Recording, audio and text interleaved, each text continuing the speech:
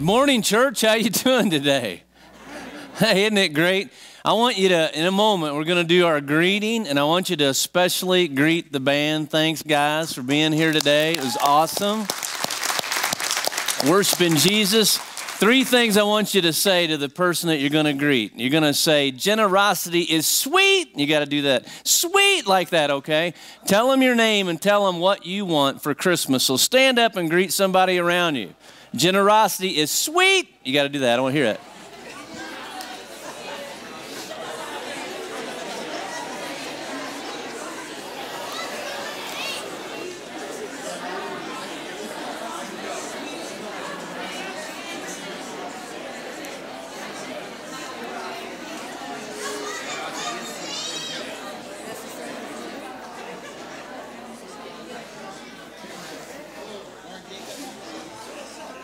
All right.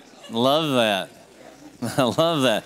This is our 3rd sermon in this sermon series, All in the Family. And what we're talking about today, since it's the first Sunday in December, is that we're talking about how the Christmas season is a time for family and it's a time for generosity. And I just want to start by asking this question. It's a safe question.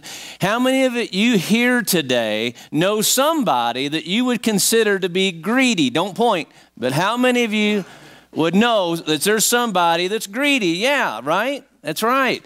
And this next question that I want to ask is really not so safe, but and this is what and I want you to be real, because what have we learned in church? We've learned that we got to fake it. We got to be good, right? But we know this is the Oasis. Nobody's good in this place, right? So I want you to be honest. How many of you would admit today that I have been greedy in some area of my life?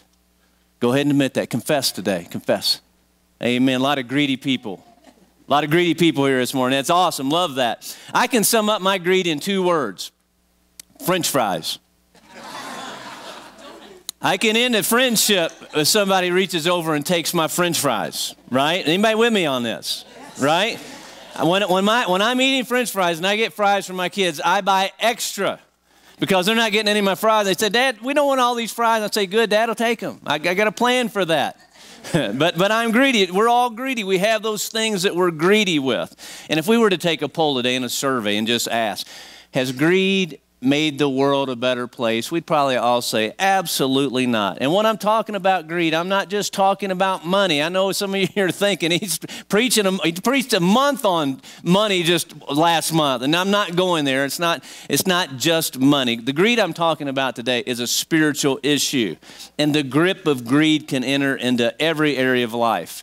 So it's not just a financial issue, it is a spiritual issue. And there are people in this room, I'd venture to say, that we struggle with greed. And greed has not made the world a better place. In fact, many of you have been hurt by greed. If we were to trace back some of the hurts and pains in our life, it goes back to greed. And you've been hurt. Somebody was greedy against you and they took something from you. Somebody was greedy and they hurt you. Somebody was greedy and they wounded you. They were greedy. And everybody in this room, you've had that happen to you at some point in your past or even in your present. And greed can cause us to lose hope. And greed has caused us to lose hope in politicians. Greed's caused us to lose hope in religious leaders. Greed's caused us to lose hope in business leaders. Greed can cause us to lose hope. And the one thing that can combat greed, I really believe this, that can combat greed in our life and in our community is this thing called generosity. And here's the take-home point if you're filling out your bulletin today, the top line in your bulletin. Generosity equals velocity. Generosity equals velocity.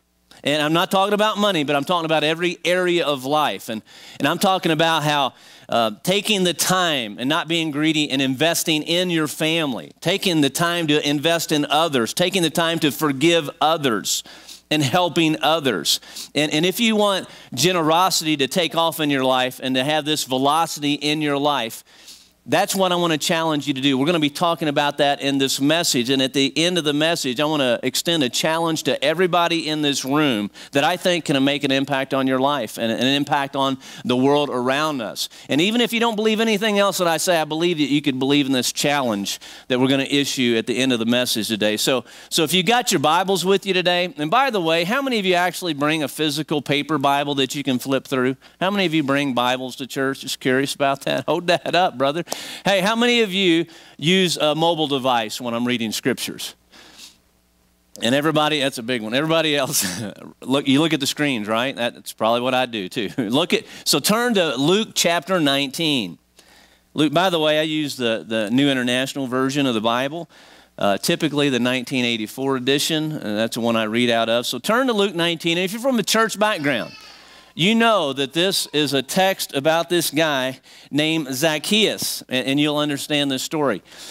And if you're from an unchurched background, you may not know that Zacchaeus was a wee little man, and a wee little man was he. And he climbed up in a sycamore tree because the Lord he wanted to see, right? And when the Lord walked by, Jesus looked up in the tree and he said, Zacchaeus, get your butt down, right?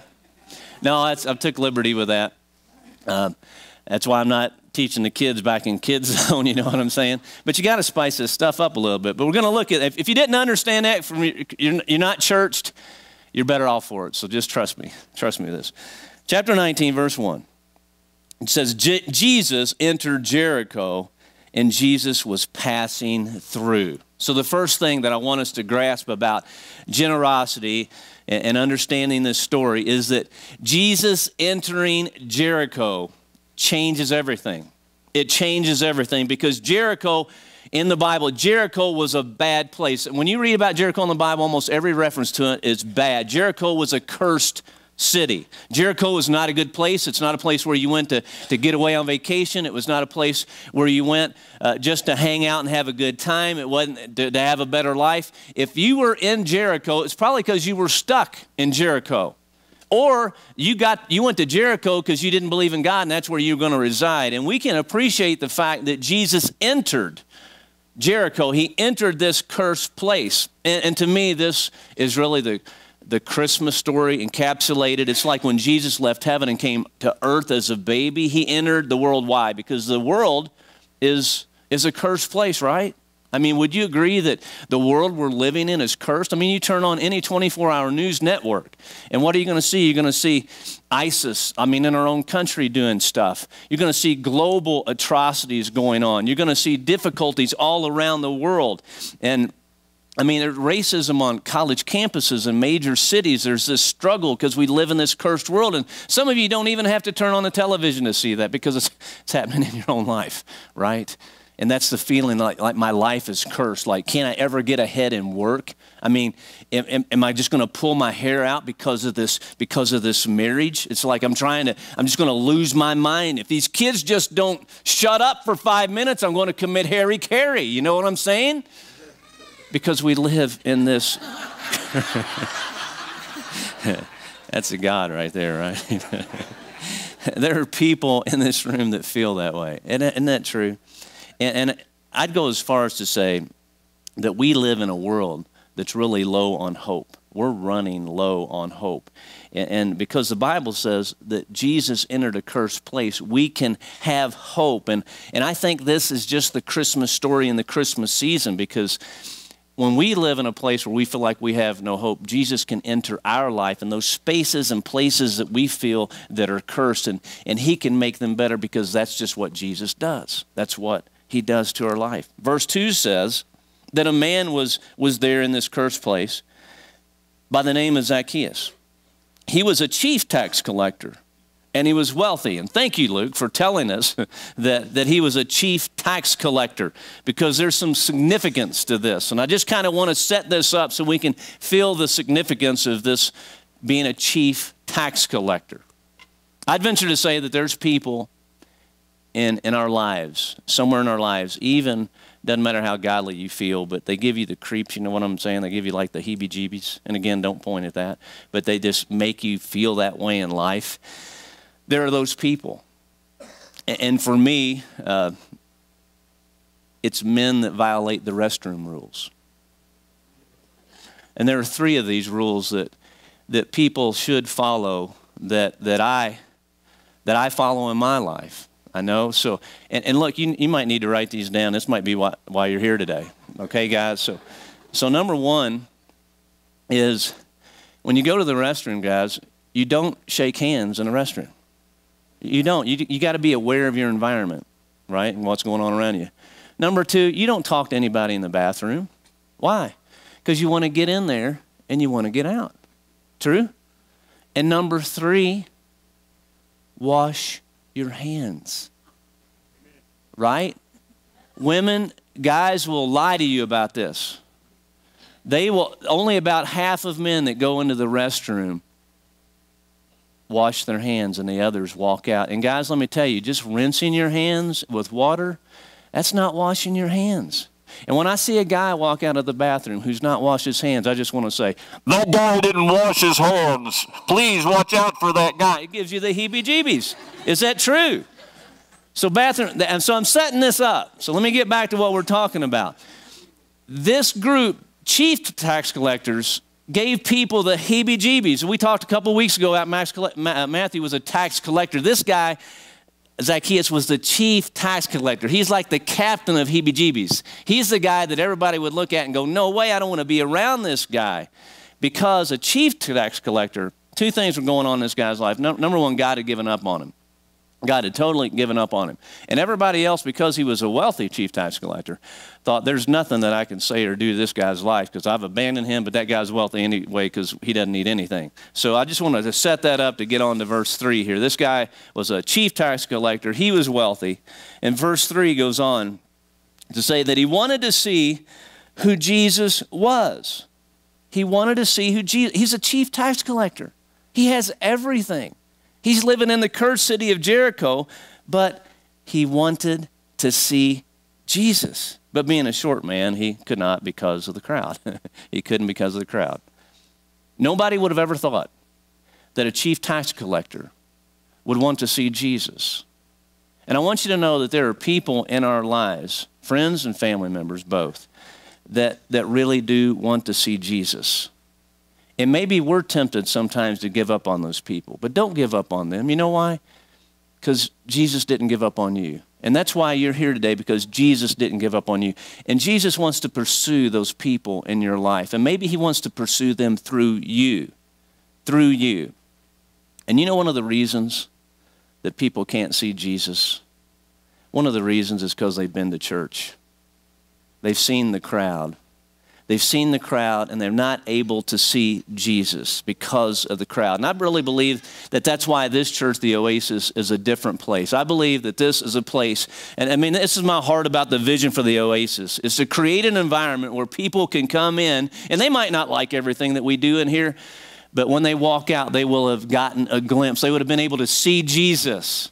And to be able to walk out of this place seeing Jesus. And that's all I want, is for people to come into this place and be able to see Jesus. That's where my heart is, and I know that's where your hearts are as well. So let me tell you why I get excited at Christmas season. Because I believe at Christmas time, unlike any other time of the year, that Jesus is able to enter into the hearts of men and women, those around us. And if you have a friend or family member that you think God maybe has given up on because you've given up on them, invite them to church this Christmas season. Invite them to one of our services so they can have hope, so they can get a glimpse of hope like Zacchaeus here. But he couldn't see Jesus because of the crowd. He couldn't.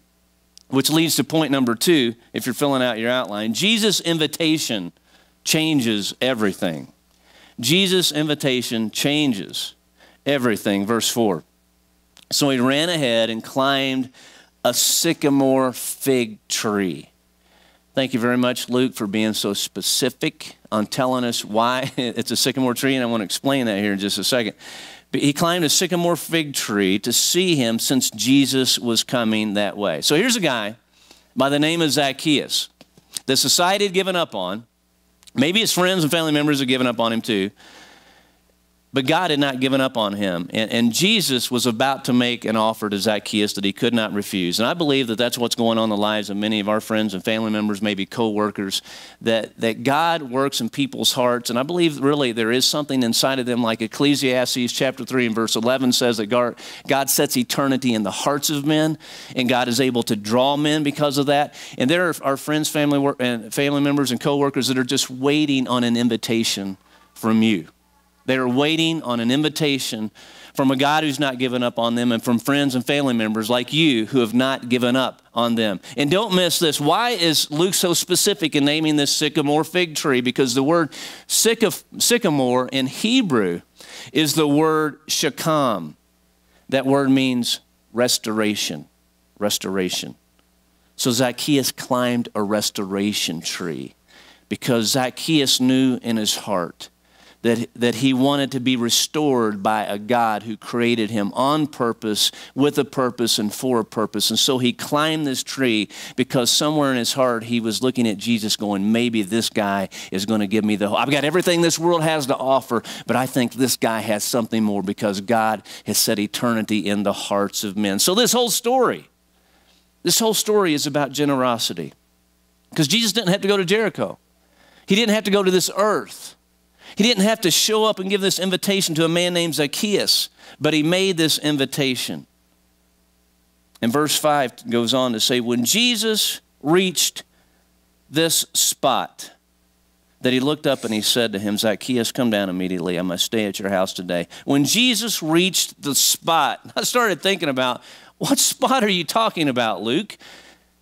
But I kind of started reflecting on those spots.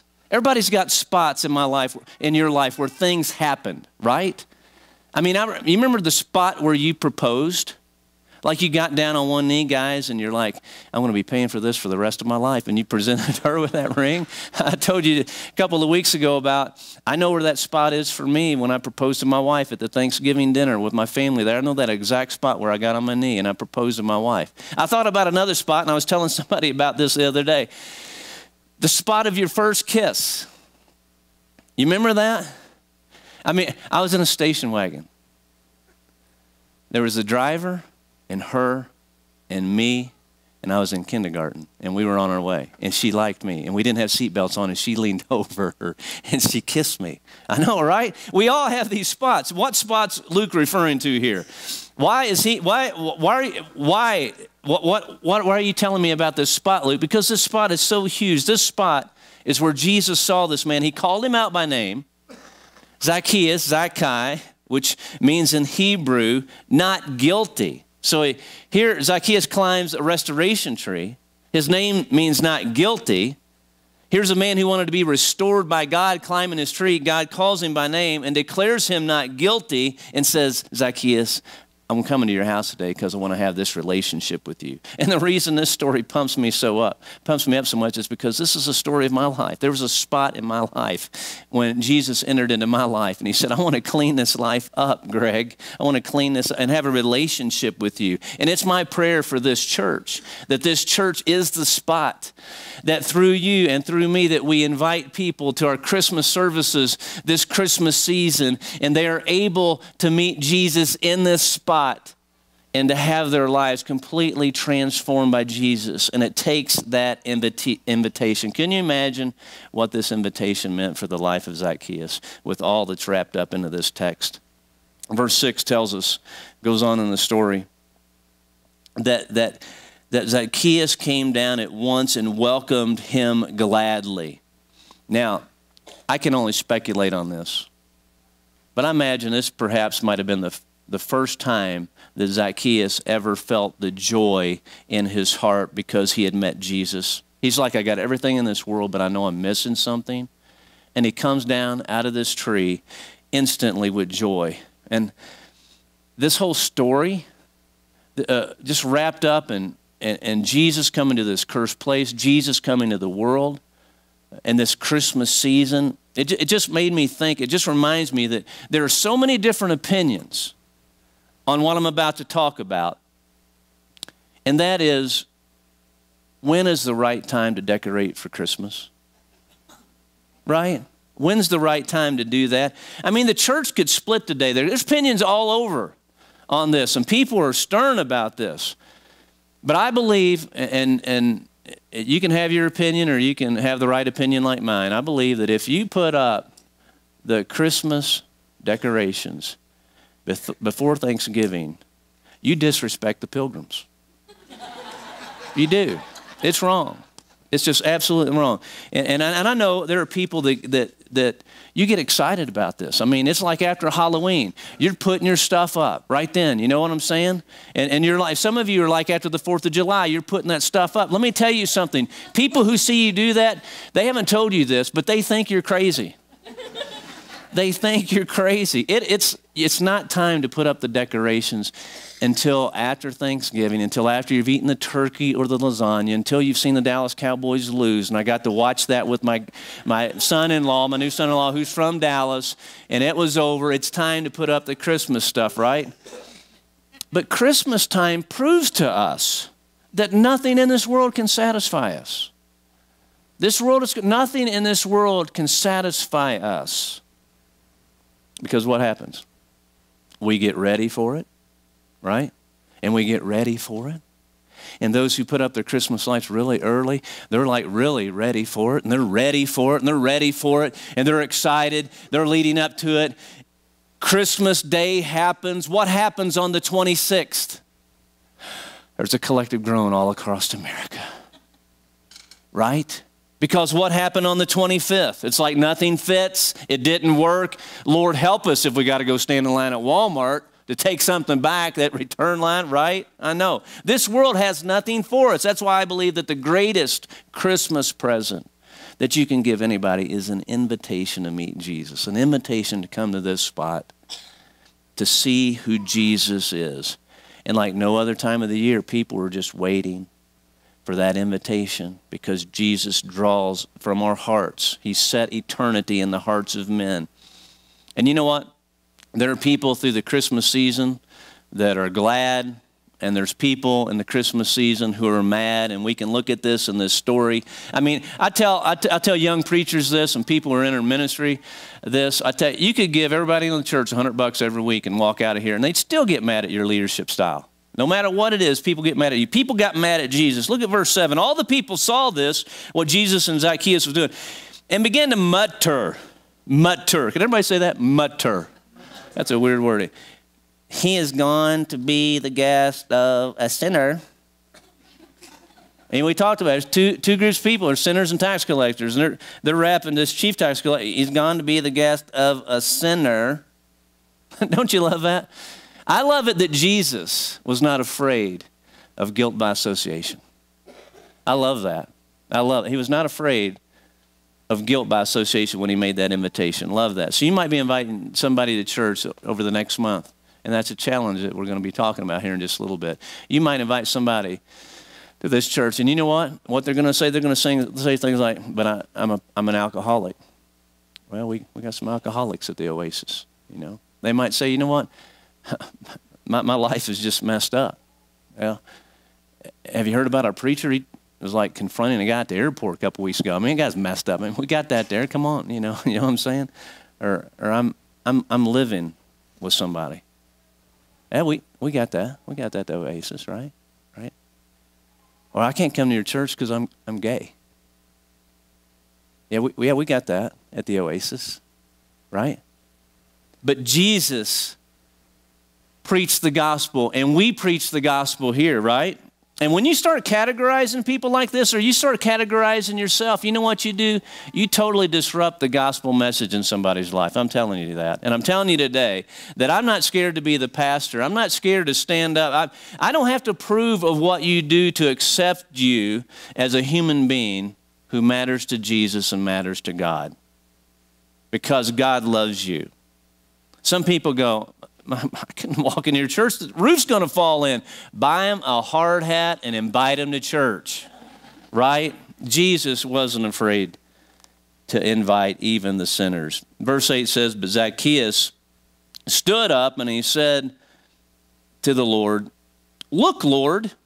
He didn't say, look, homeboy, look, bro. He said, Lord. Isn't it amazing? I mean, this is huge. This is a guy that was far from God, and his immediate response to Jesus' invitation was Lord. And I'm telling you, there are people that go to church, and they're up in that tree, and they're looking for Jesus, but they still haven't called Jesus Lord, and that's a problem. Look, Lord, here and now I give half of my possessions to the poor. And if I've cheated anybody out of anything, I'll pay it. Do you think he's cheated anybody out of anything? I bet he has. I will pay it back 4 times the amount. I mean, this is radical right here. I mean, this is total. A chief tax collector giving money back, totally radical. I mean, if you're in the crowd, this is like Justin Bieber announcing he's going to have a country album come out. It just doesn't happen. That's just not going to happen. This is radical, and it proves the point that you can't follow Jesus and stay the same. Jesus is going to change you. This is what's huge about Jesus. The closer you get to him, the more he changes you.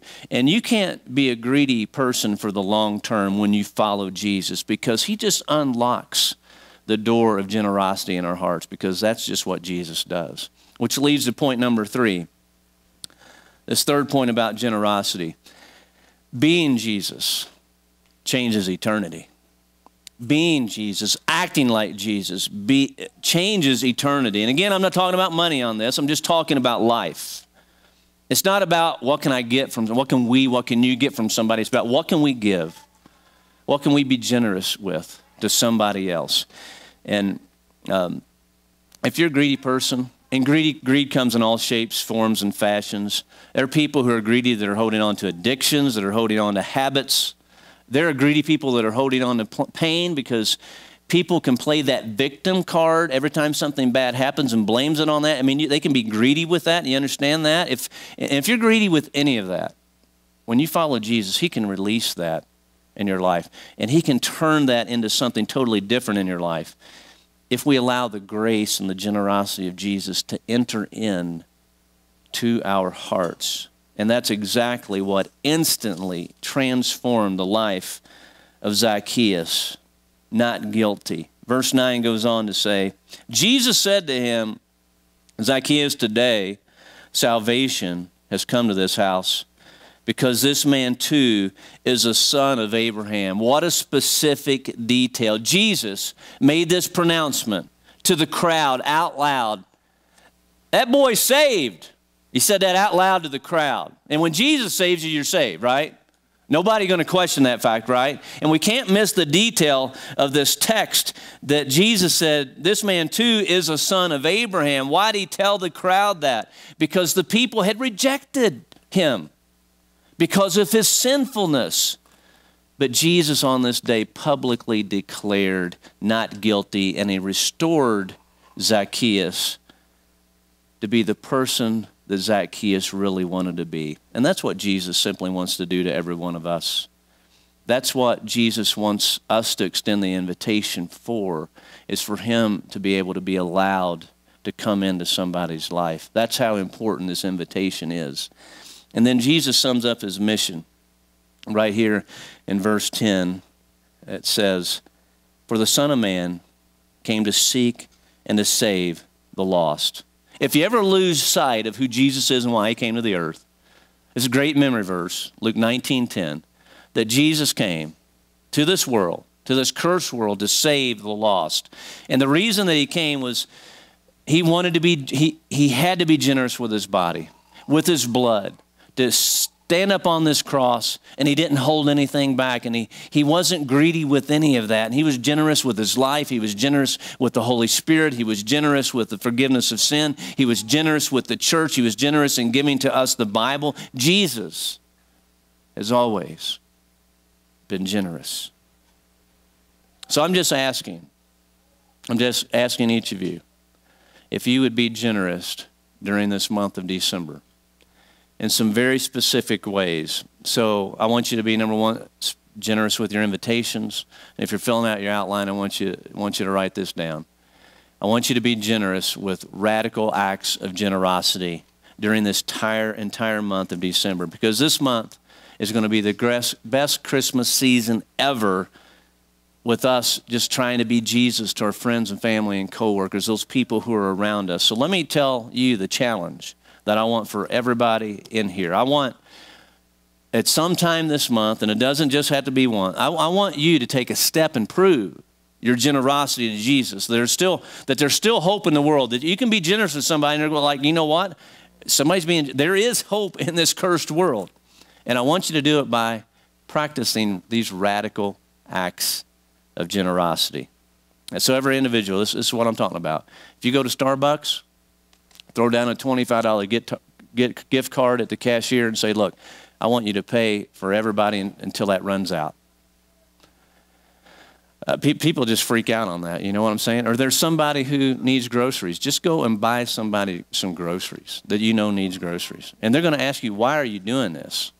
You know what I'm saying? Because people, this is something people that don't understand, but they accept it, is generosity. I mean, fill up a tank of gas at the pump next to you. And I'm telling you, people are crazy. They're going, why are you doing this? And you can tell them, because my Jesus was generous to me. And God so loved the world that he gave his one and only son. And I want to be like Jesus. And that's why I'm doing this. And God can open up some amazing doors of conversations that you can have with people during this month. And I'm serious about this. Do this. I mean, if you go to lunch today, lay down an incredible gift to the server and tip them like you've never tipped before. And maybe a conversation can ensue. I mean, be generous. Imagine if everybody in this church during this month went out in our community and practiced radical acts of generosity. I mean, it might not change the entire community, but I tell you what, it's going to change the people that you affect, and it's definitely going to do something with you. God's going to be able to do something with you about that. God, I mean, if you go through a drive-through this month, pay for the guy behind you. Now, if he's buying lunch for the entire office, sorry to be you. It's bad luck there. But do that, do that. And if you want an illustration of this, we're just going to play a video right now. Go ahead and roll that video, and this is what I'm talking about right here. Today we're going to be paying for people's food at the drive-thru. Hi, how are you? Great, how are you? I'm great, thanks for asking. Awesome. All I need is a small water. Okay. Cool. That should be it. Alright. Thanks. We're gonna pay for the people behind us. You want to pay for the Yeah, we want to pay for the person behind us. Is that cool? Do we pay here then for that? Yeah, they pay here. Yeah. Whatever they get, it's fine.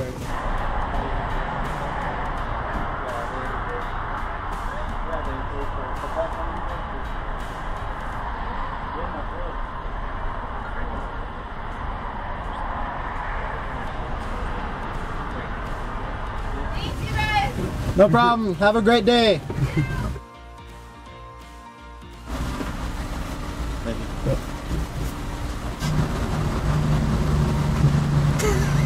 Yeah, give me a thumbs up back. Hey, thanks, man. Thank you very much. You're welcome. Surprise. All we ask is pass it on, man, you know? You got it, yeah. Cool. Really appreciate it. Yeah, enjoy your lunch. Hey, I got it, man. You buying my food? Yeah, man. Why? Just giving it back. Thanks. Have a good day, man. Yeah, you too. Thank you, sir. Hey.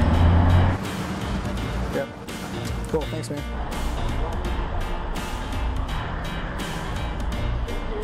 Yep. Have a good one. Oh, looks like the guy behind us just paid for the people behind him as well. So we started a little chain. That's cool.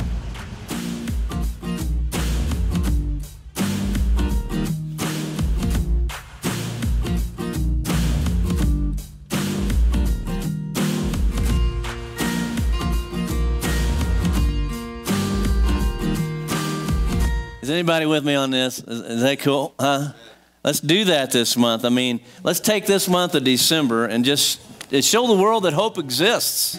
I mean, God's already done the work and planted it in the hearts of men that during this season, it's just an amazing month. And we pray that through these radical acts of generosity that God can bring people to a spot where he can restore them to the person that he wanted them to be. And I want to start by this. When you walk out of here today, we're going to give you a Chick-fil-A, a free chicken sandwich, or it's a free salad, or it's a free coffee and fruit cup, or free, like one of those peppermint milkshakes, you know, with a soup. And you're going to get one of those. And when you get it, we got enough for everybody in this room. When you walk out, there'll be people with baskets. You grab one of those. And this is how I want to start with being generous. But you don't get to keep this. I want you to give this away. Chick-fil-A has been absolutely cool with us on being generous to us and giving these and giving us an opportunity to do this. And we got these in a rubber band, and on the back it's got a card that has our website. You can direct people to our website. And this is how I want to start. You're going to get one of these. And if any of you get a good story on this, tell us. We want to know that. We might videotape you and put your testimony up on it like these guys did. You know. By the way, I wouldn't recommend walking up beside somebody's car, between the car and the window like that. It's dangerous these days. But we're going to start with this. So on your way out, get this and give it to somebody and show them that hope exists. And just invite them to church and say, hey, come to church and have some chicken. Not at the same time, but get them to church like that. But we're going all out to try to invite people to church this Christmas season. We put this huge ad in the View. I don't know if any of you guys saw that. There's the church page, and then we got it over here. It's huge, and we just want to invite people to church. And so think of ways to be generous. I mean, just be creative about this. Just let your mind go. But if you need some help, here's some specific ways you can be generous with your time.